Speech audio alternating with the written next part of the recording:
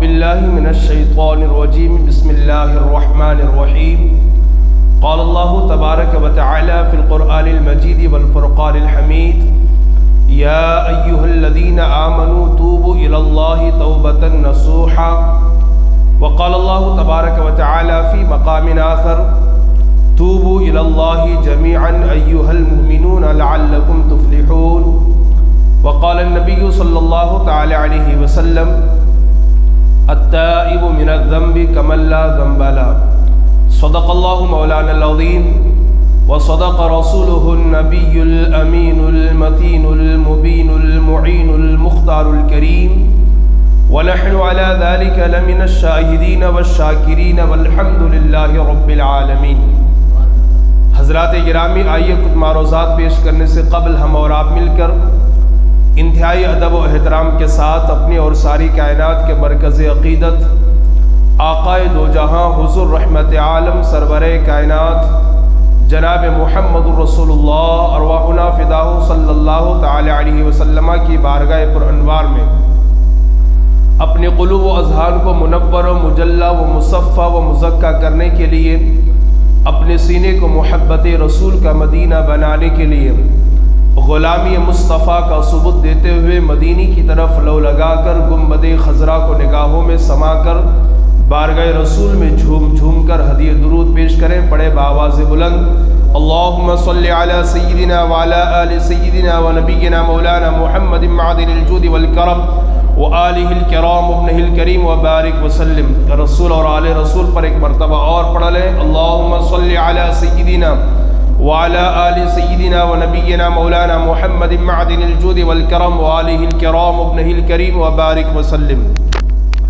معمول اور دستور کے مطابق سب سے پہلے اللہ رب العالمین خدائے وحدہ لا شریک کی بارگاہ میں دعا گو ہوں کہ رب قدیر جل جلالہ اپنے پیارے حبیب دانۂ غیوب صاحب الاولاد صلی اللہ تعالی علیہ وسلم کے نالن پاک کے صدقے مجھے حق اور سچ بات کہنے اور آپ تمامی حضرات کو حق اور سچ بات سن کر اس پر عمل کرنے اور اسے عام کرنے کی توفیق عطا فرمائے۔ جیسے کہ آپ حضرات بخوبی جانتے ہیں اور اس امر سے اچھی طرح واقف ہیں کہ اتوار کا دن گزار کر جو شب آنے والی ہے، جو رات آنے والی ہے، جسے شب اتوار کہا جاتا ہے، شب پیر کہا جاتا ہے، اتوار کا دن گزار کر اس رات میں ایک بڑی رات جسے ہم اور آپ شب برات کے نام سے جانتے اور پہچانتے ہیں، اللہ تبارک و تعالی ہمیں اور آپ کو عطا فرمانے والا ہے۔ دعا کریں کہ اللہ تبارک و تعالی ہمیں اور آپ کو وہ مقدس اور بابرکت رات عطا فرمائے، اس میں ہمیں اور آپ کو اللہ تبارک و تعالی کثرت سے عبادت کرنے، اس کی بارگاہ میں سر بسجود ہونے کی اللہ توفیق عطا فرمائے، چونکہ وہ رات جو ہے نجات کی رات ہے، مغفرت اور بخشش کی رات ہے، جہنم سے آزاد ہو کر جنت میں داخل ہونے کی رات ہے، اللہ کو راضی اور خوش کرنے کی رات ہے، اللہ رب العالمین کو منانے کی رات ہے، اور صدق دل سے اپنے تمام گناہوں سے جو ظاہر میں کیے، باطن میں کیے، جانے اور انجانے میں کیے، ان تمام گناہوں سے سچے اور پکے دل سے توبہ کرنے کی رات ہے۔ انشاءاللہ العزیز اس رات کی فضیلت، اس رات کی اہمیت اور اس رات میں کن کن لوگوں کی، کن کن گنہگاروں کی مغفرت نہیں ہوتی ہے، وہ ساری تفصیل انشاءاللہ العزیز آپ کے سماعتوں کے حوالے کی جائے گی۔ آج کی اس جمعۃ المبارکہ میں آپ حضرات کے سامنے سچی توبہ کی برکتوں کے حوالے سے کچھ معروضات پیش کرنا چاہوں گا، تاکہ اس رات میں ہمیں اور آپ کو اللہ کے گھر میں جمع ہو کر، حاضر ہو کر سچی پکی توبہ کرنے کا شوق اور جذبہ ہمارے اور آپ کے اندر پیدا ہو جائے۔ حضرات گرامی، توبہ کے حوالے سے قرآن و احادیث کے اندر اللہ عز و جل اور اس کے پیارے رسول صلی اللہ علیہ وسلم نے جا بجا مقامات پر اس کی فضیلت کو بیان فرمایا ہے۔ چنانچہ پارہ نمبر 28 میں رب قدیر جل جلالہ واضح لفظوں میں ارشاد فرماتا ہے یا ایھا الذین آمنوا توبوا الی اللہ توبۃ نصوحا، اے ایمان والو اللہ کی طرف ایسی توبہ کرو جو آگے کو نصیحت ہو جائے، اللہ کی طرف ایسی توبہ کرو جو آگے کو نصیحت ہو جائے۔ ایک اور مقام پر پارہ نمبر 18 میں رب قدیر جل جلالہ ارشاد فرماتا ہے توبوا الی اللہ جمیعا ایھا المؤمنون لعلکم تفلحون، اے ایمان والو تم سب کے سب اللہ کی بارگاہ میں سچے اور پکے دل سے توبہ کرو، ان قریب تم سب کے سب کامیاب اور کامران ہو جاؤ گے۔ اس طریقے سے قرآن مقدس کے اندر ایک اور مقام پر رب قدیر جل جلالہ نے ارشاد فرمایا کہ اللہ پاک توبہ کرنے والوں کو بہت پسند فرماتا ہے، اور پھر ایک مقام پر رب قدیر جل جلالہ ارشاد فرماتا ہے جس کا مفہوم یہ ہے کہ جو توبہ نہیں کرتے ہیں وہ بڑے ظالم اور جابر ہوتے ہیں۔ توبہ کرنے والوں کو اللہ پسند فرماتا ہے، قبول فرماتا ہے، اور توبہ نہ کرنے والوں کو والے کیا ہوتے ہیں؟ بڑے ظالم اور جفاکار اور جابر ہوتے ہیں۔ اللہ پاک ہمیں اور آپ کو توبہ کرنے کی توفیق عطا فرمائے۔ حدیث پاک کے اندر اللہ کے رسول سرور کائنات صلی اللہ تعالی علیہ وسلم ارشاد فرماتے ہیں التائب من الذنب کمن لا ذنب له، گناہوں سے توبہ کرنے والا ایسے ہی ہے جیسے کہ اس نے کوئی گناہ ہی نہ کیا ہو۔ کچھ روایتوں میں اس طرح کا بھی مفہوم ملتا ہے کہ گناہوں سے توبہ کرنے والا گناہوں سے ایسے پاک اور صاف ہو جاتا ہے گویا کہ وہ ابھی ابھی اپنی ماں کے پیٹ سے پیدا ہوا ہو۔ جس طریقے سے ماں کے پیٹ سے پیدا ہونے والا بچہ گناہوں سے پاک ہوتا ہے، محفوظ ہوتا ہے، ایسے ہی گناہ سے توبہ کرنے والا گناہوں سے پاک اور محفوظ ہو جاتا ہے۔ اور ایک اور روایت میں اللہ کے رسول صلی اللہ علیہ وسلم توبہ کی فضیلت کو بیان کرتے ہوئے ارشاد فرماتے ہیں اپنے صحابہ سے، میرے غلاموں بتاؤ ایک شخص سفر کر رہا ہو، اس کا زاد راہ اس کے ساتھ ہے، توشہ کھانا پانی سب اس کے ساتھ ہے، وہ ریگستان کا سفر کر رہا ہے اور شدت کی گرمی اور دھوپ ہے، اچانک بیچ ریگستان میں جنگل اور بیابان میں وہ تھک جاتا ہے، اچانک ایک درخت کے نیچے وہ بیٹھ جاتا ہے کہ کچھ دیر کے لیے راحت اور سکون لیا جائے۔ جیسے ہی وہ درخت کے دیوار کو ٹیک لگا کر کے بیٹھتا ہے، اچانک اس کی آنکھ لگ جاتی ہے۔ پھر تھوڑی دیر کے بعد جب اس کی آنکھ کھلی تو اس نے کیا دیکھا کہ اس کی سواری بھی غائب ہے، اس کا جانور بھی غائب ہے، اس کا زاد راہ بھی ختم ہے، پانی اور کھانا بالکل نہیں ہے۔ اب وہ زندگی سے مایوس ہو جاتا ہے، چونکہ اتنا لمبا سفر تو میں پیدل نہیں کر سکتا، اتنا لمبا سفر میں پانی اور کھانے کے بغیر تو کر نہیں سکتا، مرنا تو اب میرا مقدر ہے، مرنا تو میری قسمت ہے، اب زندگی کا کوئی سوال نہیں ہے۔ وہ بڑا بے چین اور بے قرار ہو گیا۔ پھر اسی بے چینی اور بے قراری کے عالم میں اس کی آنکھ لگ گئی۔ پھر تھوڑی دیر کے بعد جب اس کی آنکھ کھلی تو اس نے کیا دیکھا کہ اس کا جانور اس کے سامنے ہے، اس کی سواری اس کے سامنے ہے، اس کا زاد راہ اس کے سامنے ہے۔ اللہ کے رسول نے صحابہ سے پوچھا بتاؤ اس وقت اس کو کتنی خوشی ہوگی؟ تو صحابہ نے عرض کیا یا رسول اللہ اس کی خوشی کی کوئی انتہا نہیں ہے، وہ بہت زیادہ خوش ہوگا، اس لیے کہ اس کی جان جانے کا جو خدشہ تھا وہ ختم ہو گیا، اس کو اس کی سواری مل گئی، کھانا مل گیا، پانی مل گیا، اب وہ صحیح سلامت اپنی منزل اپنے گھر کو پہنچ سکتا ہے۔ اب اللہ کے رسول صلی اللہ تعالی علیہ وسلم نے ارشاد فرمایا اس کو جانور کے کھانا پانی کے ملنے پر جو خوشی ہوتی ہے اس سے کہیں گنا زیادہ رب کو اس وقت خوشی ہوتی ہے جب گنہگار بندہ خدا کی بارگاہ میں سچے دل سے توبہ کرتا ہے۔ جب گنہگار بندہ رب کی بارگاہ میں سچے دل سے توبہ و استغفار کرتا ہے اس سے زیادہ خوشی اللہ کو اس وقت ہوتی ہے۔ اور پھر فرمایا گیا جب گنہگار بندہ اپنے گناہوں پر نادم اور شرمندہ ہو کر رب کے حضور آتا ہے اور گر گڑا کر معافی مانگتا ہے، توبہ کرتا ہے، تو اللہ تبارک و تعالیٰ فرشتوں سے فرماتا ہے فرشتوں تم کہتے تھے نا کہ اللہ یہ بندے ہیں دنیا میں جا کر کے ایک دوسرے کا خون بہائیں گے، ایک دوسرے کا قتل کریں گے، اور مولا تیری تسبیح کے لیے ہم ہیں، تیری عبادت کے لیے ہم ہیں، میرے فرشتوں دیکھو میرا بندہ میری بارگاہ میں آیا ہے، کہیں اور نہیں جاتا، اس کو میرے محبوب نے میری بارگاہ میں بھیجا ہے، میرے گھر میں بھیجا ہے، اور یہ میرے گھر میں آ کر مجھے منانے کی کوشش کر رہا ہے، مجھ سے توبہ و استغفار کر رہا ہے، معافی طلب کر رہا ہے، مغفرت اور بخشش کی بھیک مانگ رہا ہے۔ میرے فرشتوں اس کا مانگنا مجھے اچھا لگ رہا ہے، اس کا رونا مجھے اچھا لگ رہا ہے، اس کا دستے سوال کو دراز کرنا مجھے اچھا لگ رہا ہے، اے میرے فرشتوں تم گواہ ہو جاؤ میں نے اس بندے کی مغفرت کر دی ہے۔ جب کوئی بندہ اللہ سے مانگتا ہے تو اللہ کو بڑا اچھا لگتا ہے، مولا بہت خوش ہوتا ہے۔ تو گناہوں سے جو رات آنے والی ہے دعا کریں کہ تب تک ہماری زندگی ہو، چونکہ زندگی کی تو کوئی گارنٹی نہیں ہے، کوئی کبھی بھی مر سکتا ہے۔ دعا کریں کہ اللہ پاک اولاً وہ رات ہمیں عطا فرمائے، اور اس رات میں اللہ تبارک و تعالیٰ سے گڑ گڑا کر مانگے۔ اور راتوں میں بندہ خود جاتا ہے، مگر ان راتوں میں رب کی رحمت پکار رہی ہوتی ہے، رب کی رحمت بلا رہی ہوتی ہے۔ تو اگر آپ جائیں اس رات میں سچے دل سے توبہ کریں، یقین رکھیں رب کی ذات پر اللہ تبارک و تعالیٰ ضرور ہمیں معاف کرے گا۔ میں آپ سے عرض کروں، اللہ تبارک و تعالیٰ نے انسان کو عقل عطا فرمائی، بے شمار نعمتیں عطا فرمائی، ساتھ ہی ساتھ اللہ تبارک و تعالیٰ نے انسان کو شہوت بھی عطا فرمائی، جس کی بنیاد پر انسان کچھ نہ کچھ گناہ کرتا رہتا ہے، کچھ نہ کچھ غلطیاں کرتا رہتا ہے، لیکن بے پناہ شکر و احسان اس رب العالمین کا کہ وہ چھوٹی چھوٹی غلطیوں کو نظر انداز فرماتا ہے، درگزر کر دیتا ہے۔ اور اگر کسی سے بڑی بڑی خطائیں سرزد ہو جائیں، بڑے بڑے گناہ سرزد ہو جائیں، تو اسے بھی گھبرانے کی چندہ ضرورت نہیں ہے، اس لیے کہ ایسے بندوں کے بارے میں قرآن میں رب واضح لفظوں میں ارشاد فرماتا ہے، میرے بندو تم سچے دل سے توبہ کرو، اللہ تمہاری توبہ کو قبول بھی فرمائے گا اور تمہیں کامیابی اور کامرانی عطا فرمائے گا۔ حضرات گرامی، ایسے بے شمار واقعات ہیں، ایسے بے شمار قصص موجود ہیں کہ جب گنہگاروں نے، بڑے بڑے پاپی اور مجرموں نے سچے دل سے میرے رب کی بارگاہ میں توبہ کی ہے، اللہ پاک نے ان کے گناہوں کو بھی معاف فرمایا ہے، ان کی خطاؤں کو بھی معاف فرمایا ہے، اور انہیں جنت بھی عطا فرمائی ہے۔ آئیے کچھ روایتیں میں آپ کی سماعتوں کے حوالے کر کے اپنی گفتگو کو آگے بڑھانے کی کوشش کروں۔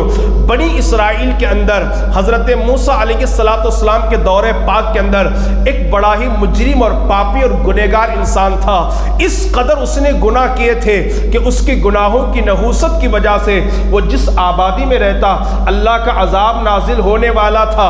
اللہ تبارک و تعالیٰ نے جناب موسیٰ سے فرمایا، اے موسیٰ، اگر یہ گنہگار مجرم سیاہکار انسان تمہاری آبادی میں رہا، تمہاری بستی میں رہا، تو عنقریب تمہاری پوری بستی پر ہمارا عذاب نازل ہو جائے گا، سارے لوگ ہلاک کر دیے جائیں گے، سارے لوگ مار دیے جائیں گے۔ اللہ اکبر کبیرہ۔ اتنا سننے کے بعد حضرت موسیٰ علیہ السلام نے اس گنہگار کو اپنی بستی سے نکال دیا، وہ دوسری بستی میں جاتا ہے، وہاں جا کر اپنی زندگی کے لمحات گزارنے لگتا ہے۔ وہاں کے لوگوں نے بھی اسے اپنی بستی سے نکال دیا کہ کہیں اس کی گناہوں کی نحوست کی وجہ سے اللہ کا عذاب ہم پر نازل نہ ہو جائے۔ آخر کار وہ ساری دنیا سے مایوس ہو کر جنگل اور بیابان میں جاتا ہے، ایک پہاڑ کے غار میں اپنی زندگی کے لمحات گزارنے لگتا ہے۔ اچانک چند دنوں کے بعد اس کی طبیعت خراب ہو جاتی ہے، وہ بیمار ہو جاتا ہے، اور بیماری کی وجہ سے اس قدر ضعیف، کمزور، لاتواں ہوتا ہے کہ خود سے چل نہیں سکتا، خود سے بیٹھ نہیں سکتا، بہت ہی کمزور ہو چکا ہے۔ اب ساری دنیا سے مایوس ہو کر وہ اللہ کی بارگاہ میں کہتا ہے، میرے مولا، یقیناً میں نے زندگی بھر تیری نافرمانی کی ہے، اللہ میری پوری زندگی تیری نافرمانی میں گزاری ہے، مولا آج میں تجھے سچے دل سے پکار رہا ہوں، اللہ تو میری پکار کو سن لے، اللہ تو میری فریاد کو سن لے، اللہ تو میری مغفرت فرما دے، اللہ تو میرے گناہوں کو معاف کر دے۔ وہ بنی اسرائیل کا نوجوان اس قدر روتا ہے، اتنا روتا ہے کہ اس کے رونے کی وجہ سے اس کے داڑھی کے بال تربتر ہو جاتے ہیں، بھیگ جاتے ہیں۔ اللہ اکبر۔ آخر رحمت الہی کو جوش آتا ہے، اللہ فرشتوں کو اس کے رشتہ داروں کی شکل دے کر اس کے پاس بھیجتا ہے۔ وہ فرشتے آتے ہیں، تیمارداری کرتے ہیں، اسے تسلی عطا کرتے ہیں۔ روتے روتے اس گنہگار کا انتقال اور اسال ہو گیا۔ ادھر اللہ نے جناب موسیٰ سے فرمایا، اے موسیٰ، فلاں پہاڑ کے غار میں میرے ایک ولی کا انتقال ہوا ہے، اس کے تکفین و تدفین کا انتظام کرو، اس کے تکفین اور تدفین کا انتظام کرو، اور اپنی قوم میں اعلان کر دو، جو بھی اس کی نماز جنازہ پڑھے گا اللہ اس کو جنت عطا فرمائے گا۔ یہ روایت تفسیر روح البیان کے اندر اور دیگر کتابوں کے اندر آپ کو ملے گی۔ حضرت موسیٰ علیہ السلام اللہ کے حکم کے مطابق جب اس پہاڑ کی غار میں پہنچے تو کیا دیکھا؟ یہ وہی گنہگار انسان ہے جس کے گناہوں کی وجہ سے اللہ کا عذاب آنے والا تھا۔ اللہ کا محبوب کیسے بن گیا؟ اللہ کا ولی کیسے بن گیا؟ اور اتنا مقرب کیسے بن گیا کہ جو اس کی جنازے کی نماز پڑھے گا اللہ اسے بھی جنت عطا کرے گا؟ خیر، اللہ کا حکم تھا۔ حضرت موسیٰ علیہ السلام نے غسل اور تکفین سے جب فارغ ہوئے، قوم میں اعلان کیا کہ جو اس کی جنازے کی نماز پڑھے گا اللہ اس کو جنت عطا فرمائے گا۔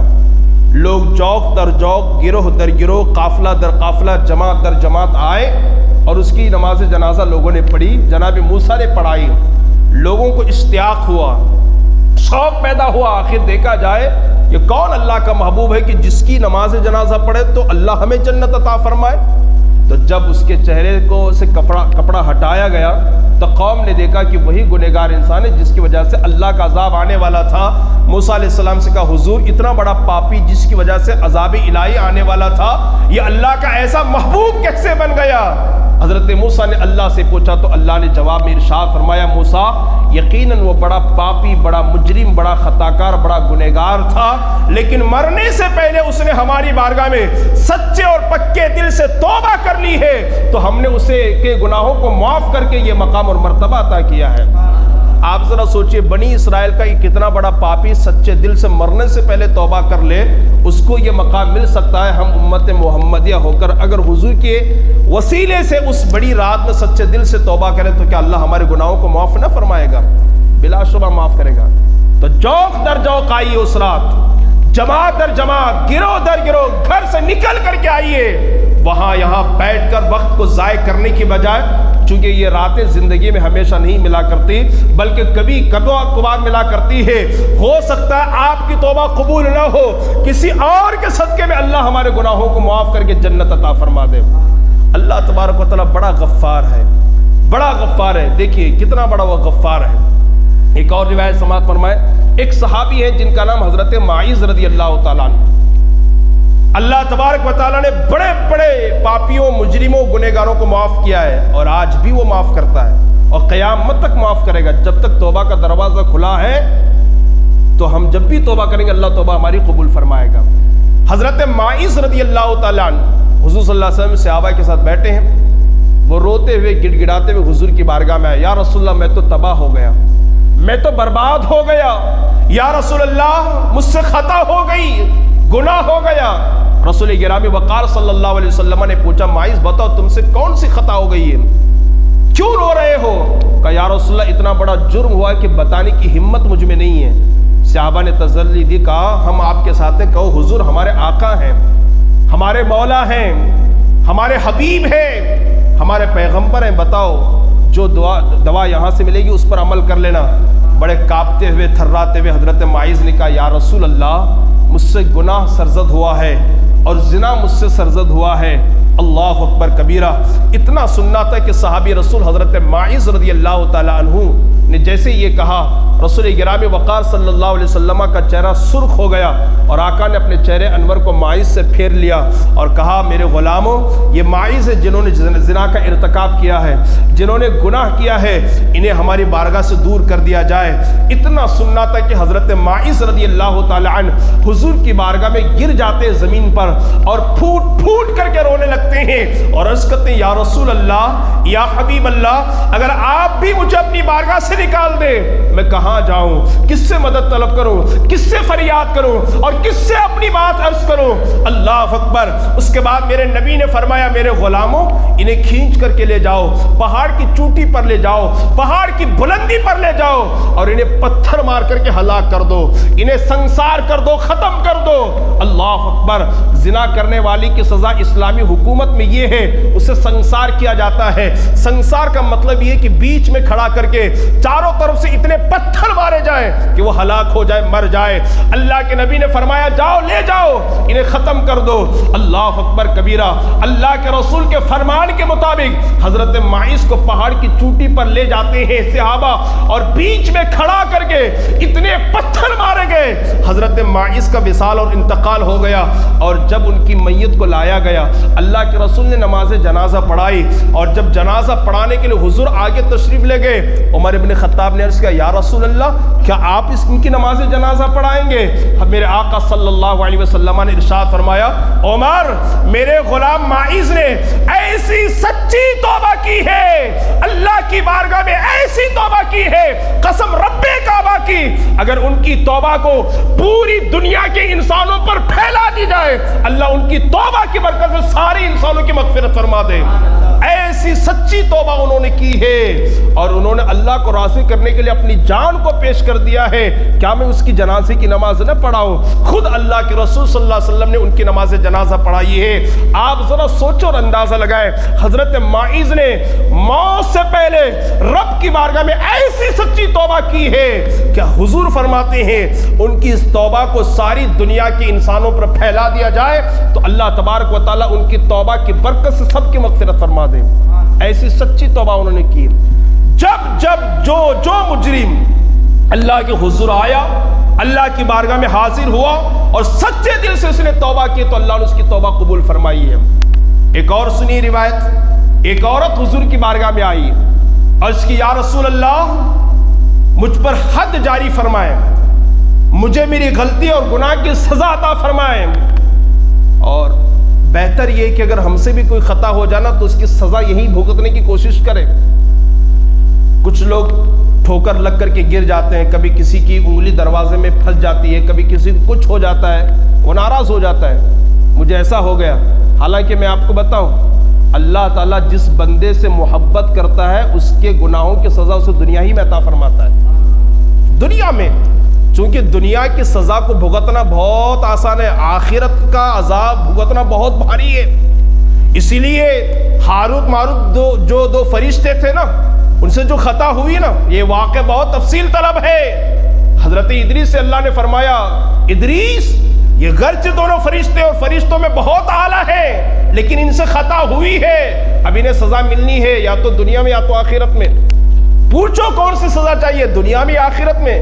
صاحب تفسیر نعیمی نے لکھا ہے کہ دونوں فرشتوں نے حضرت ادریس سے کہا آپ اللہ سے کہے کہ اللہ ہمیں عذاب میں دنیا ہی میں گرفتار کرے اور آخرت کے عذاب سے بچا لے، اس لیے کہ دنیا کا عذاب آخرت کے عذاب کے بدلے میں کچھ نہیں ہے۔ اس لیے ان دونوں کو پیروں سمیت ایک بڑے کنویں کے اندر لٹکا دیا گیا ہے اور نیچے سے آگ کو روشن کیا گیا۔ یہ قیامت تک وہ عذاب میں گرفتار رہیں گے۔ پھر بھی یہ سزا اور عذاب کم ہے آخرت کے بدلے میں، آخرت کے بدلے میں۔ اور حضور کے دور میں مسلمانوں کا یہ حال تھا کہ اگر کچھ خطا ہو جاتی چھپاتے نہیں تھے، کچھ غلطی ہو جاتی پردہ نہیں ڈالتے، حضور کی بارگاہ میں آتے، کہا یا رسول اللہ مجھ سے یہ خطا ہوئی ہے، مجھ سے یہ گناہ ہوا ہے، مجھ سے یہ زیادتی ہوئی ہے، آپ مجھے سزا عطا فرمائیں تاکہ یہاں کی سزا مل جائے تو آخرت کی سزا سے میں بچ جاؤں۔ ہمارے استاد کو چلتے چلتے پیر میں ٹھوکر لگی، انہوں نے کہا غلام ربانی مجھ سے کوئی خطا ہوئی ہے جس کی وجہ سے مجھے ٹھوکر لگی ہے، اور فوراً یہ روایت آپ نے پڑھ کر کے سنائے، اللہ جن سے محبت کرتا ہے دنیا ہی میں ان کے گناہوں کی سزا انہیں دنیا میں عطا فرماتا ہے۔ اور یہ حال کیا ہے جی، کوئی اگر بیمار ہو کر کے مرتا ہے نا تو لوگ بہت تانا دیتے ہیں اس کو، پتہ نہیں کیا کیا تھا کہ بستر پہ تڑپ کر کے مر رہا ہے، اور لوگ اللہ سے کہتے اللہ اچانک والی موت عطا فرما، بیٹھے بیٹھے ہارٹ ہو جائے مر جاؤں، بیٹھے بیٹھے جان نکل جائے۔ حالانکہ علماء فرماتے ہیں کہ ایسی موت سے اللہ کی پناہ مانگو، اللہ کی پناہ مانگو ایسی موت سے، اچانک والی موت سے۔ نہ اس میں توبہ کرنے کی مہلت ملتی ہے، نہ اللہ کو یاد کرنے کا وقت ملتا ہے، اور یہ بستر پر بیمار پڑ کر کے سو کر کے مریض ہو کر کے جو مرتے ہیں نا، یہ بہت اچھی موت ہے، اس میں توبہ کر سکتے ہیں، رب کو یاد کر سکتے ہیں، اور جب بیمار پڑتے ہیں تو گناہ بدن سے جھڑ جاتے ہیں۔ تو اگر کسی کو تکلیف میں دیکھو تو ہو سکتا ہے کہ یہ اس کی تکلیف اس کے گناہوں کا کفارہ بن رہی ہے۔ تو حضور کے دور میں مسلمانوں سے جو بھی خطا ہوتی حضور کی بارگاہ میں آتے، کہتے یا رسول اللہ مجھ سے یہ خطا ہوئی ہے، آپ حد جاری فرما دیں۔ ایک خاتون حضور کی بارگاہ میں آئی اور اس کے یا رسول اللہ مجھ سے زنا ہو گیا ہے، آپ حد جاری فرمائیں۔ اللہ کے رسول صلی اللہ علیہ وسلم نے فرمایا تو حاملہ ہے، تیرے پیٹ میں بچہ پل رکھا ہے، ایک کام کرو بچے کی ولادت کے بعد تم آ جانا۔ کتنی مہربانی ہے دیکھیں اسلام میں۔ وہ عورت خاتون چلی گئی اور پھر بچے کی ولادت ہو گئی، بچے کو ایک کپڑے میں لپیٹ کر پھر حضور کی بارگاہ میں آئی۔ کیا سوچ تھی، کیا فکر تھی، اگر بچ جاتی تو ظاہر سی بات ہے بچ جاتی، اپنے گناہ کو چھپا لیتی تو ظاہر سی بات ہے بچ جاتی، لیکن فکر آخرت اور تصور آخرت دیکھیں، حضور کی بارگاہ میں پیٹ میں بچے کو لے کر آتی ہے، کہتی یا رسول اللہ گناہ ہو گیا ہے، زنا ہو گیا ہے، سزا دے دے مجھے، حد جاری فرمائے۔ اور زنا کی سزا کیا ہے؟ سنسار کرنا، پتھر مار کر کے ہلاک کرنا۔ حضور نے فرمایا جاؤ تمہارے پیٹ میں بچہ ہے، جب بچے کی ولادت ہو جائے تب آ جانا۔ وہ لے کر کے بچے کی ولادت کے بعد بچے کو کپڑے میں لپیٹ کر کے یا رسول اللہ بچہ پیدا ہو چکا ہے، اب مجھے سزا دے دیں تاکہ میں آخرت کے عذاب سے بچ جاؤں۔ رسول اللہ نے فرمایا جاؤ بچے کے دودھ پینے کا زمانہ ہے، اسے دودھ پلا کر کے چلنے کے قابل بنو، پھر آ جانا۔ دودھ پینے کا زمانہ کتنا ہے؟ 2 سال، ٹھیک ہے، 2 سال دودھ پلانے کا زمانہ ہے۔ 2 سال تک وہ خاتون اپنے بچے کو دودھ پلاتی رہی، پرورش کرتی رہی، اور جب بچہ چلنے کے قابل ہوا اب تو وہ بھول جاتی، اب تو وہ بچ جاتی، لیکن پھر بھی دیکھیں یہاں سزا مل جائے ٹھیک ہے، وہاں نہ ملے۔ پھر حضور کی بارگاہ میں آئی، عرض کی یا رسول اللہ اب تو مجھے سزا دے دیں۔ تب رسول گرامی وقاص صلی اللہ علیہ وسلم نے فرمایا صحابہ سے لے جاؤ اسے سنسار کر دو۔ پھر بیچ میں کھڑا کر کے اتنے پتھر مارے گئے کہ اس خاتون کا انتقال ہو گیا، اور پھر جب اس خاتون کو لایا گیا اس کی جنازے کی نماز خود مصطفیٰ جان رحمت نے پڑھائی۔ صحابہ نے عرض کیا یا رسول اللہ کیا اس خاتون کی جنازہ آپ پڑھائیں گے جو کہ زانیہ ہے؟ اللہ کے نبی نے فرمایا رب کعبہ کی قسم اس خاتون نے ایسی توبہ کی ہے، سچی توبہ، اگر اس کی توبہ کو 70 بڑے بڑے گنہگاروں پر پھیلا دی جائے تو وہ اس کی توبہ کے صدقے میں اللہ ان 70 لوگوں کو مغفرت فرمائے گا، ان کو جنت عطا فرمائے گا۔ ایسی سچی توبہ اس نے کی ہے۔ کیا پتا چلا اگر ہم سے اور آپ سے گناہ ہو جائے اس کو چھپانے کے بجائے اللہ کے حضور آئیں، اللہ کی بارگاہ میں آئیں، سچے دل سے توبہ کرے، مولا میں نے گناہ کیا تو جانتا ہے، مولا مجھ سے خطا ہوئی ہے تو جانتا ہے، اور میں تیرے نبی کو وسیلہ بنا کر دعا کرتا ہوں اللہ تو میری توبہ کو قبول فرما۔ یقیناً رب کعبہ مسجد سے نکلنے سے پہلے آپ کی توبہ کو قبول فرما کر آپ کو گناہوں سے پاک و صاف فرما دے گا۔ اور جب بھی توبہ کریں، جب بھی دعا کریں، اللہ کے رسول کی ذات کو وسیلہ بنا کر کے دعا کریں، اس لیے کہ جب بھی مصطفیٰ جان رحمت کی ذات کو وسیلہ بنایا جاتا ہے اللہ دعائیں فوراً قبول فرماتا ہے۔ کیا آپ کو نہیں معلوم جناب آدم کو جنت سے زمین پر بھیجا گیا، کم و بیش 350 سال تک آپ رو رو کر کے توبہ کرتے رہے لیکن آپ کی توبہ قبول نہ ہوئی۔ اچانک جب 350 یا 60 سال کے بعد آپ نے محمد عربی کے نام سے کے وسیلے سے اللہ کی بارگاہ میں توبہ کیے تو اللہ نے فوراً آپ کی توبہ کو قبول فرمائی ہے۔ جب آدم کی توبہ قبول ہوتی ہے محمد الرسول اللہ کے نام کی برکت سے، ہمیں رب کے ذات پہ یقین کامل ہے کہ ہماری بھی توبہ قبول ہوگی نام محمد سے، حضور کی ذات سے، اس لیے ان کی ذات کو وسیلہ بنا کر کے دعا کریں۔ بے شمار واقعات ہے کہ بڑے بڑے پاپیوں کو اللہ پاک نے معاف کیا ہے۔ ایک اور روایت بنی اسرائیل میں، ہم تو اتنے بڑے پاپی نہیں جتنا گناہ انہوں نے کیے ہیں، لیکن یہ اور بات ہے کہ ہمارے علماء کہتے ہیں کہ تمام انبیاء کی امت میں جو سب گناہ تھے وہ سارے گناہ آج ہمارے اندر ہیں۔ کوئی گناہ ایسا نہیں ہے جس کا ارتکاب آج مسلمان نہ کرتا ہو، کوئی گناہ ایسا نہیں ہے، کوئی جرم آپ ایسا نہیں بتا سکتے۔ میں نے بڑے بڑے شیوخ کو یہ فرماتے ہوئے سنا ہے، میں نے بڑے بڑے علامۃ الدہر کو یہ فرماتے ہوئے سنا ہے، وقت کے بڑے بڑے مفسر اور محدث کو فرماتے سنا ہے، تمام انبیاء کی امت میں جو گناہ تھے وہ سارے گناہ، اس کے علاوہ دوسرے گناہ آج ہمارے اندر پائے جاتے ہیں۔ بلکہ ایک علامہ نے تو یہاں تک فرمایا 1400 سال پہلے جو زمانہ تھا زمانے جاہلیت ہے نا، اس سے خطرناک آج کا دور ہے گناہوں کا۔ اٹھتے بیٹھتے چلتے پھرتے سوتے جاگتے گناہ، کھا رہے ہیں تو گناہ، چل رہے ہیں تو گناہ، گاڑی چلا رہے ہیں تو گناہ، ہر لمحہ ہمارے گناہوں میں گزرتا ہے، گناہوں میں گزرتی ہے ہماری زندگی۔ تو دیکھیں بنی اسرائیل میں ایک بڑا پاپی، بڑا مجرم، بڑا گنہگار انسان تھا، اور یہ کہاوت بہت مشہور ہے، لوگوں کو بھی یاد ہوگی یہ کہاوت، نیم حکیم خطرے جان، نیم ملا خطرے ایمان۔ کبھی بھی نیم ملا نہیں بننا چاہیے، بنے تو پورا ملا بنیے، چونکہ جو نیم ملا ہوتا ہے وہ ایمان کے لیے خطرہ ہوتا ہے، اور جو نیم حکیم ہوتا ہے وہ جان کے لیے خطرہ ہوتا ہے۔ بنی اسرائیل میں ایک شخص نے 99 قتل کیے۔ کتنے قتل کیے؟ 99 قتل کیے اس نے۔ اچانک اس کے دل میں خدا کا خوف پیدا ہوا، اس نے توبہ کرنا چاہا، تو چلو کسی ایک عالم کے پاس جا کر کے، ملا صاحب کے پاس جا کر کے توبہ کرتے ہیں۔ تو پہنچتے پہنچتے نیم ملا کے پاس پہنچا ہوں، آدم ملا کے پاس، ٹھیک؟ تو اس سے کہا کہ میں نے 99 قتل کیے ہیں، کہ اللہ مجھے معاف کر دے گا اگر میں توبہ کروں؟ تو وہ تو نیم ملا تھا نا، نیم ملا تھا۔ آج بھی دیہاتوں میں، محلوں میں بہت سارے نیم ملا ہیں جو غلط مسئلے بیان کرتے ہیں۔ ابھی بھی کھیڑوں میں آپ کو یہ مسئلہ ملے گا، مرغی ذبح کرتے کرتے اگر مرغی کی گردن الگ ہو جائے، حرام جی یہ بول کر کے اس کو پورا لے جا کے گوڑ میں پھینکاتے ہیں، لوگ پھینکاتے ہیں، نہیں اس کی گردن الگ نہیں ہونی چاہیے، حالانکہ ایسا کوئی مسئلہ نہیں ہے۔ احتیاط یہ ہے کہ جب آپ ایسا کریں کہ اس کی گردن جو نا الگ نہ ہونے پائے، لیکن اگر غلطی سے گردن الگ ہو گئی تو وہ گوشت آپ کے لیے حرام نہیں، حلال ہے، کھا سکتے ہیں آپ۔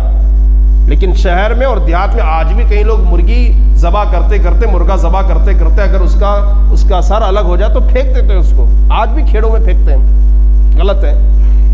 ایک نیم ملا میک میں کھڑے ہو کر کے اعلان کرتے ہیں عید کے دن جو فجر کی نماز نہیں پڑھے گا وہ عیدگاہ نہیں آ سکتا، عید کی نماز نہیں ہو سکتی اس کی۔ یہ میں نے اپنے کانوں سے سنا ہے، یہ کون سا مسئلہ ہے جی؟ تو جو لوگ فجر نہیں پہنچے وہ عیدگاہ کو نہیں آئیں گے، عید بھی نماز نہیں پڑھیں گے۔ تو اسی لیے جو بھی آپ کو شریعت کا مسئلہ ہاں معلوم ہے تو آپ دل کھول کر کے بتا، نہیں معلوم میں نہیں جانتا۔ بڑے بڑوں کا یہ حال ہے۔ امام احمد رضا کے پاس کیا علم کی کمی تھی؟ حضور مفتی اعظم کے ہند کے پاس کیا علم کی کمی تھی؟ لیکن جس مسئلے کی تحقیق نہیں ہوتی، کہا اس کی تحقیق مجھے نہیں معلوم، تحقیق کے ساتھ میں آپ کے سماعتوں کے حوالے کرتا ہوں۔ بڑے بڑے اجل علماء کرام تحقیق کے ساتھ بیان فرماتے، اور اگر علم نہیں معلوم ہوتا تو صاف کہہ دیتے اس کا علم مجھے نہیں ہے۔ تو وہ گیا ایک نیم ملا کے پاس، کہا میں نے 99 قتل کی، کیا اللہ مجھے معاف کر دے گا؟ کہا تو نے اتنا بڑا گناہ کیا ہے اللہ تجھے کبھی معاف نہیں کرے گا، جاؤ تو نکل یہاں سے۔ پھر اس کے دل میں خیال آیا کہ جب میں نے 99 قتل کر ہی دیے ہیں تو 100 کی عدد کیوں نہ مکمل کروں، تلوار نکالا اس کو مار دیا۔ پھر خیال آیا چلو اللہ کی بارگاہ میں توبہ کرتے، تو ایک عالم دین کے پاس پہنچا، کہا اللہ معاف کرے گا، اللہ بڑا غفار ہے، بڑا ستار ہے، وہ بہت مہربان ہے، بڑا رحمان و رحیم ہے، اگر تم سچے دل سے توبہ کرو تو اللہ ضرور تمہاری توبہ کو قبول فرمائے گا، اور یہ کام کرو تو کہ فلاں علاقے میں ایک اللہ والے رہتے ان کے پاس جا کر کے توبہ کرو۔ اور جیسی وہ نکلا، ابھی توبہ نہیں کیا، وہ نکلا جیسی توبہ کرنے کے لیے اس کی جان نکل گئی، وہ انتقال کر گیا۔ اب عذاب اور رحمت کے دونوں فرشتے آئے، اللہ اکبر۔ رب العالمین نے فرمایا اگر وہ اللہ کے میرے محبوب بندے کے علاقے سے قریب ہے تو اسے جنت میں داخل کر دیا جائے، اور اگر وہ اپنے علاقے سے قریب ہے تو اسے جہنم میں داخل کر دیا جائے۔ ادھر اللہ پاک نے زمین کو سمیٹ دیا، اور جب ناپا گیا تو وہ جو گنہگار انسان توبہ کرنے کے ارادے سے نکلا تھا، ابھی توبہ نہیں کیا ہے، ارادے سے نکلا ہے کہ اس اللہ کے ولی کی بارگاہ میں جا کر سچے دل سے توبہ کروں گا، اللہ اکبر، وہ اللہ کے ولی کے شہر سے قریب تھا تو رحمت کے فرشتے اس کو لے کر کے جنت میں جاتے ہیں۔ اے مسلمانوں آپ ذرا سوچئے، بنی اسرائیل کا وہ شخص جس نے ایک نے پورے 100 قتل کیے ہیں اور سچے دل سے توبہ کرنے کا صرف ارادہ کر لے اور توبہ کرنے سے پہلے مر جائے، اللہ اس کی مغفرت کر کے اس کو جنت دے سکتا ہے۔ اگر ہم توبہ کریں تو کیا ہماری توبہ قبول نہ ہوگی؟ یقیناً اور بلا شبہ ہوگی۔ اس لیے آپ سے گزارش یہ ہے قبل اس کے کہ موت ہمیں آ جائے، قبل اس کے کہ اللہ کا بلاوا ہمیں آ جائے، قبل اس کے کہ اللہ کی گرفت ہمیں آ جائے، پلٹیے لوٹیے اللہ کی بارگاہ کی طرف اور سچے دل سے توبہ کرنے کی کوشش کیجئے گا۔ آئیے ایک اور آخری بات بتا کر میں اپنی گفتگو کو ختم کرنے کی کوشش کروں۔ حضرت دحیہ کلبی ہیں اور اسی طریقے سے حضرت حبیب یمنی ہیں، بس یہ دو باتیں پیش کر کے میں اپنی گفتگو کو ختم کر دوں گا۔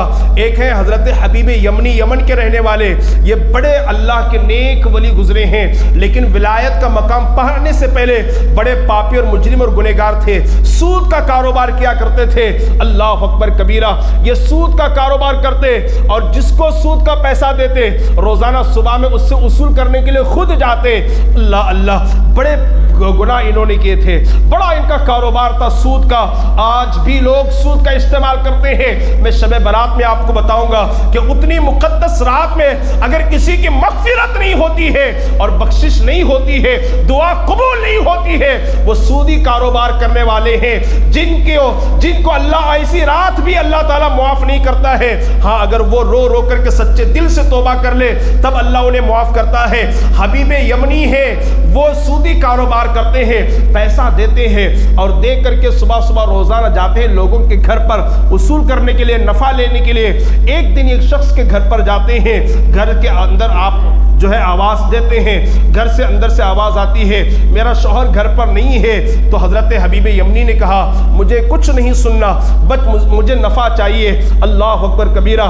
اس عورت نے کہا گھر میں دینے کو پیسہ تو نہیں ہے، ہاں البتہ بکری کا تھوڑا بہت گوشت موجود ہے۔ حبیب یمنی کا دل اتنا سخت تھا، حبیب یمنی نے کہا ٹھیک ہے، آج سود کے بدلے میں وہی دے دو۔ وہ لے کر کے آتے ہیں اپنے بیوی سے، کہتے ہیں آج سود میں صرف بکری کا گوشت ملا ہے، تم اسے پکا کر کے تیار کرو۔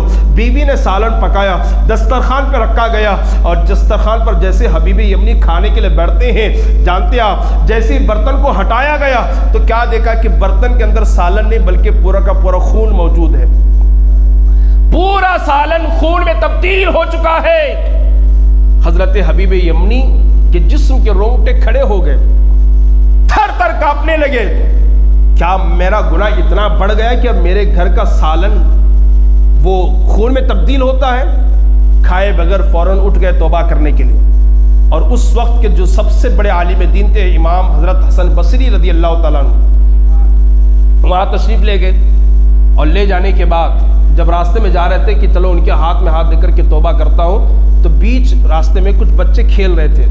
بچوں نے حبیب یمنی کو آتے ہوئے دیکھا تو ایک دوسرے سے کہا بچوں ہٹ جاؤ، ہے نا، بڑا سود خور حبیب یمنی آ رہا ہے، کہیں اس کے پیروں کی دھول ہم پر نہ لگ جائے اور اللہ ہمیں عذاب میں گرفتار نہ کرے۔ آج بھی لوگ بچے بات کرتے ہیں بڑا سود خور آ رہا ہے، بڑا شرابی آ رہا ہے، بڑا ظلم اور زیادتی کرنے والا آ رہا ہے، اس سے ہٹو۔ اور ان سے ہٹنا ہی بہتر ہے، بچنا ہی بہتر ہے، بچنا ہی بہتر ہے، تاکہ ان کے گناہوں کی نحوست ہم پر نازل نہ ہو جائے۔ ان سے میں آپ کو تفسیر کی روشنی میں، حدیث کی روشنی میں بتا سکتا ہوں، لوگ امیروں، رئیسوں اور مالداروں کے ساتھ اٹھنے بیٹھنے پر فخر محسوس کرتے ہیں نا، فخر محسوس کرتے ہیں۔ خیر جو دیندار امیر ہیں ان کی بات میں نہیں کرتا، جو دیندار امیر ہیں میں ان کی بات نہیں کرتا، جو دین سے دور ہیں اور ان امیروں کے ساتھ اٹھنے بیٹھنے پر فخر محسوس کرتے ہیں اور کالر یوں کرتے ہیں، ارے دیکھو میں کس کی بات بیٹھا ہوں، میں آپ کو حدیث سنا دوں اور ریفرنس بھی میں آپ کو دے سکتا ہوں، اور یہ میں آن کیمرہ کہہ رہا ہوں، آپ اس سے حوالہ بات دے سکتے ہیں، مگر حوالے کے تو میں گفتگو کرتا نہیں، حدیث میں آپ کو سنا دوں، حدیث میں آپ کو سنا دوں۔ میرے نبی نے فرمایا میری امت کے کچھ لوگ، میری امت کے کچھ لوگ امیروں، رئیسوں، مالداروں کے پاس جائیں گے یہ کہتے ہوئے میں اس کے پاس جاؤں گا، اسے دین دوں گا اور اپنا ایمان بچا کر کے آ جاؤں گا۔ سنیے حدیث کے الفاظ، آج ہمیں بڑا فخر ہوتا نا اس کے ساتھ، اس کے ساتھ، اس کے ساتھ، اس کے ساتھ اٹھنے بیٹھنے، فوٹو نکالنے، ویڈیو بنانے کا بڑا ہم کو ایک نشہ یہ ہوتا ہے کہ مجھے فخر ہوتا ہے کہ بیٹھنے کا موقع مل گیا۔ میرے نبی نے فرمایا میری امت کے کچھ لوگ امیروں کے پاس جائیں گے یہ کہہ کر ہم دین دیں گے اور اپنے ایمان بچا کر واپس آئیں گے۔ نبی فرماتے ہیں ایسا ہرگز نہیں ہوگا، ایسا ہرگز نہیں ہوگا، اس لیے کہ ببول کے درخت سے صرف کانٹے ہی چنے جاتے ہیں، ببول کے درخت، اور یہ بھی حدیث کے الفاظ ہیں، ببول کے درخت سے کانٹے ہی چنے جاتے ہیں۔ اس لیے وہ امیر زادہ، وہ شہزادہ، وہ رئیس، وہ امیر جو دین سے دور ہے، ان کی صحبت سے اللہ کی پناہ مانگے، بہت سکون میں رہیں گے، آپ بہت سکون میں رہیں گے۔ آپ اپنے گھر میں چٹنی روٹی کھائیے، سوکھی روٹی کھائیے، روٹی پانی نمک میں ڈبو کر کے کھائیے، یہ ٹھیک ہے۔ کسی کی خوشامد اور چاپلوسی کرنے کی بجائے، ان دنیا دار امیروں کے پیچھے پیچھے بھاگنے کی بجائے، اللہ کی عزت کی قسم کھا کر کے غلام ربانی کہتا ہے بہت سکون کی زندگی گزرے گی، بہت سکون کی زندگی گزرے گی، بہت سکون کی۔ یہ میرے نبی نے فرمایا۔ میں یہ نہیں کہتا کہ آپ امیروں سے رشتہ نہ کریں، امیروں سے قریب نہ ہو، امیروں سے، لیکن جو دیندار امیر ہے، حلال اور حرام کا فرق کرتا ہے، حلال اور حرام کی تمیز کرتا ہے، اور نماز سنت شریعت کا پابند ہے نا، اس سے قریب رہیے تو آپ کا دنیا بھی فائدہ ہوگا اور آخرت کا بھی فائدہ ہوگا۔ لیکن ایسے امیروں کے بارے میں میرے نبی نے واضح لفظ میں فرما دیا۔ خیر میں عرض کر رہا تھا کہ بچوں نے کہا لوگوں ہٹ جاؤ ہٹ جاؤ ہٹ جاؤ، حبیب یمنی آ رہا ہے اور یہ سود خور ہے بڑا، کہیں اس کے گناہوں کی نوسط ہم پر نہ آ جائے، اس کے قدموں کی دھول ہم پر نہ پڑ جائے اور اللہ ہمیں عذاب میں گرفتار نہ کر دے۔ تو بچے ہٹ گئے اور یہ حبیب یمنی نے اپنے کانوں سے سنا، اور سننے کے بعد دل اور زیادہ جو نا وہ رونے لگا۔ حبیب یمنی حضرت حسن بصری کی بارگاہ میں کہا حضور مجھے توبہ کروا دے۔ حضرت حسن بصری نے توبہ کروا دیا، سچے دل سے حبیب یمنی نے توبہ کی، اور توبہ کرنے کے بعد جب پھر پلٹے، بچے پھر کھیل رہے تھے، بچوں نے پھر دیکھا اور دیکھ کر کہا بچوں ساتھیوں ہٹ جاؤ اللہ کا حبیب آ رہا ہے، اللہ کا حبیب آ رہا ہے، ہٹ جاؤ۔ کہیں اس کی بے ادبی نہ ہو جائے۔ اللہ اکبر۔ حضرت حبیب یمنی نے جب اپنے کانوں سے سنا، رو کر کے زمین پر آتے ہیں، کہتے ہیں یا اللہ میں زندگی بھر سود کھاتا رہا میرے مولا، تو نے کبھی مجھے ذلیل و رسوا نہ فرمایا، میں نے کیا ایک دن کے اندر چند لمحوں سے پہلے سچے دل سے توبہ کر لی ہے، تو نے مجھے اپنا حبیب بنا لیا ہے اور اپنے ولیوں اور بچوں میں یہ تو نے بات مشہور کر دی ہے۔ اس کے بعد سجدے شکر ادا کرتے ہیں اور ایسے متقی اور پرہیزگار بنتے ہیں کہ 30 سال کے بعد اپنے گھر کی خادمہ سے کہتے ہیں جاؤ میری خادمہ کو بلاؤ۔ اس خادمہ نے کہا حضور میں ہی تو آپ کی خادمہ ہوں۔ عرض کرتے ہیں، ارشاد فرماتے ہیں اللہ کی عبادت میں اس قدر مصروف تھا کہ 30 سال سے کبھی تجھے دیکھنے کا موقع نہیں ملا۔ اتنے بڑے متقی اور پرہیزگار۔ حبیب یمنی جیسا سود خور جب اللہ کی بارگاہ میں سچے دل سے توبہ کرتا ہے، اللہ اس کی توبہ قبول کرتا ہے۔ مسلمانوں اگر ہم توبہ کریں تو کیا اللہ بھی ہماری توبہ قبول نہ فرمائے گا، ہمیں معاف نہ کرے گا؟ اور پھر حضرت حبیب یمنی کو ان کے زہد و ورع کی بنیاد پر اللہ نے ولایت کا مقام عطا فرمایا۔ بے شمار روایات ہیں، بے شمار واقعات ہیں۔ بس میں قلت وقت کی بنیاد پر اپنی گفتگو کو یہی ختم کرتا ہوں اور آپ سے گزارش کرتا ہوں جب بھی کوئی گناہ ہو جائے فوراً اللہ کی بارگاہ میں توبہ بھی کریں اور صدقہ اور خیرات بھی کرنے کی کوشش کریں۔ اور ابھی آپ کے پاس وقت ہے کہ اللہ کو منانے۔ ایک بزرگ نے جنازہ پڑھائی اور پھر وہ دفن کرنے کے لیے قبرستان گئے۔ جانے کے بعد قبر میں دفن کیا گیا تو لوگ ان کے ساتھ کھڑے تھے۔ سن لیجیے آخری بات، لوگ ان کے ساتھ کھڑے تھے، ایک بزرگ تھے، انہوں نے لوگوں سے کہا، 3-4 لوگوں سے مل کر کے، یہ جو قبر کے اندر لیٹا ہے نا مردہ، یہ جو مردے ہیں، اگر ان کو باہر آنے کی اجازت مل جائے تو یہ لوگ کیا کریں گے؟ تو ہمارے حافظ صاحب نے کہا حضرت نہیں، وہ سچے دل سے اپنے گناہوں سے توبہ کریں گے۔ ٹھیک۔ ہمارے عقیل بھائی نے کہا نہیں، وہ گناہوں سے بچنے کی کوشش کریں گے، وہ دنیا میں اگر دوبارہ واپس آ جائیں تو گناہوں سے بچنے کی کوشش کریں گے۔ ہمارے مرشد صاحب نے فرمایا کہ وہ بہت زیادہ اللہ کی عبادت کریں گے۔ 3 لوگوں نے 3 باتیں کہی۔ ایک نے کہا کہ سچی توبہ کریں گے گناہوں سے، ایک نے کہا کہ گناہوں سے بچنے کی کوشش کریں گے، ایک نے کہا کہ بہت زیادہ عبادت کریں گے۔ اب بزرگ نے کیا فرمایا؟ سنو، اب اس کا آنا تو ممکن نہیں ہے، اب وہ آ بھی نہیں سکتا اور ایک کر بھی نہیں سکتا، لیکن یہ تینوں کام تم کر سکتے ہو۔ یہ تینوں کام نہیں سمجھے آپ شاید میری بات کو، یہ تینوں کام تم کر سکتے ہو۔ ایک نے کہا نا سچی توبہ کرے گا، آج تم کر سکتے ہو۔ ایک نے کہا نا گناہوں سے بچنے کی کوشش کرے، یہ بھی کام تم کر سکتے ہو۔ ایک نے کہا نا کہ عبادت زیادہ کرے گا، یہ بھی تم کر سکتے ہو۔ یعنی یہ تینوں کام تم کر سکتے ہو، وہ نہیں کر سکتا، اس لیے آج کر لو، اس لیے آج کر لو، ورنہ کل جائیں گے نا تو کبھی نہیں کر پائیں گے، کبھی نہیں ہو پائے گا۔ اس لیے گزارش یہ کہ آج وقت ملا ہے اللہ کو منانے کا، اسے منانے کی کوشش کریں۔ پھر قبر میں جانے کے بعد، مٹی میں جانے کے بعد، ہزاروں سال کے سوئے ہوئے مردے آج بھی قبرستان میں موجود ہیں۔ گزارش یہ ہے کہ توبہ کے اندر بڑی برکتیں ہیں، اللہ نے اس کے اندر بڑی برکتیں رکھی ہے، تو توبہ کرنے کی کوشش کریں، سچے دل سے اللہ کو منانے کی کوشش کریں اور اپنے گناہوں سے اللہ کی بارگاہ میں جو ہے توبہ کرنے کی کوشش کریں، اس کو خوش کرنے کی کوشش کریں۔ آج اگر آپ نے کر لیا تو بہت بڑے کامیاب ہے، اور اگر نہیں کیا تو اللہ کی پکڑ، اللہ کی گرفت بہت سخت ہے۔ اللہ کی بارگاہ میں دعا گو کہ اللہ تعالیٰ کہنے سننے زیادہ ہم سب کو عمل کی توفیق عطا فرمائے۔ چند اعلان